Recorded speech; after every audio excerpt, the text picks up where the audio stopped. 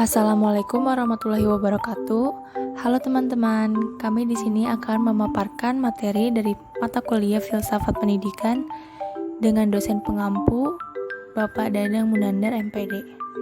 Sebelumnya, perkenalkan kami dari kelompok 8 yang beranggotakan Nadia Nurtiana, Anita, dan Bila Zulfani Lestari.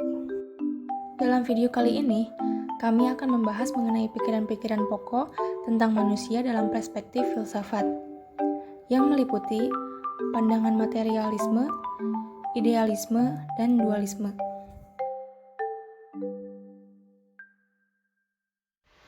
Baik, yang pertama yang akan kita bahas adalah materialisme berbasis naturalisme melahirkan pragmatisme dan hedonisme. Materialisme adalah paham filsafat yang meyakini bahwa esensi kenyataan, termasuk esensi manusia, bersifat materialis atau fisik. Ciri utama dari kenyataan fisik atau material adalah bahwa ia menempati ruang dan waktu, memiliki keluasan atau res extensa, dan bersifat objektif, maka ia dapat diukur, dikuantifikasikan, atau dihitung, diobservasi. Alam spiritual atau jiwa yang tidak menempati ruang tidak bisa disebut esensi kenyataan, dan oleh karena itu ditolak keberadaannya. Para materialis percaya bahwa tidak ada kekuatan apapun yang bersifat spiritual di balik gejala atau peristiwa yang bersifat material itu. Adapun aliran dalam materialisme adalah yang pertama materialisme mekanik, yang kedua materialisme metafisik, dan yang ketiga materialisme dielektris. Pembahasan selanjutnya yaitu materialisme berbasis naturalisme melahirkan pragmatisme dan hedonisme. Istilah naturalisme adalah kebalikan dari istilah supernaturalisme yang mengandung pandangan dualistik terhadap alam dengan adanya kekuatan yang ada atau wujud di atas atau di luar alam. Materialisme pada umumnya mengatakan bahwa di dunia tidak ada selain material.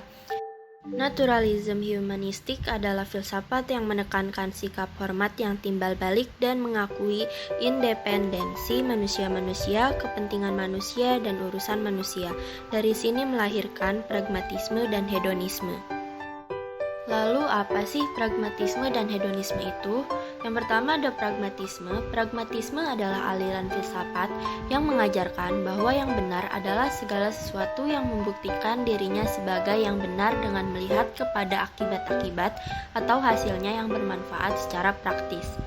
Dasar dari pragmatisme ini adalah logika pengamatan, di mana apa yang ditampilkan pada manusia dalam dunia nyata merupakan fakta-fakta individual, konkret, dan terpisah satu sama lain.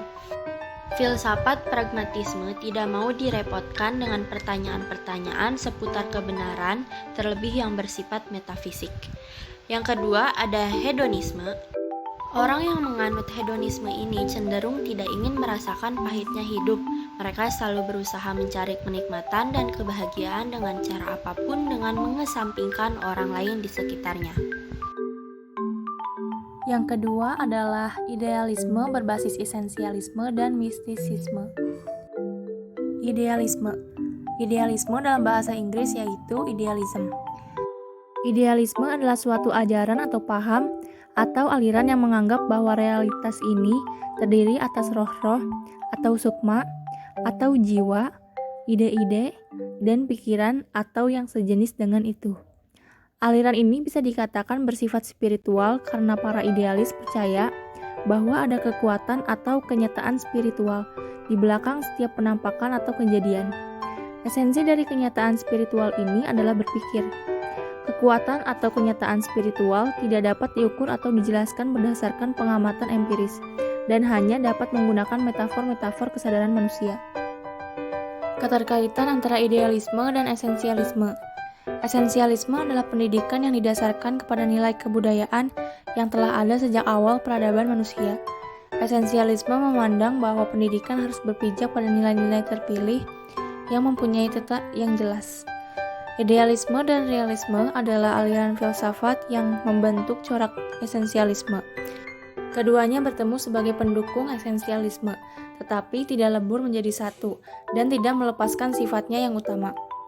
Menurut idealisme, bila seseorang itu belajar pada taraf permulaan, adalah memahami akunya sendiri, terus bergerak keluar untuk memahami dunia objektif. Belajar dapat didefinisikan sebagai jiwa yang berkembang pada sendirinya sebagai substansi spiritual. Di sini saya akan menjelaskan bagian dualisme, komparasi keduanya melahirkan perennialisme.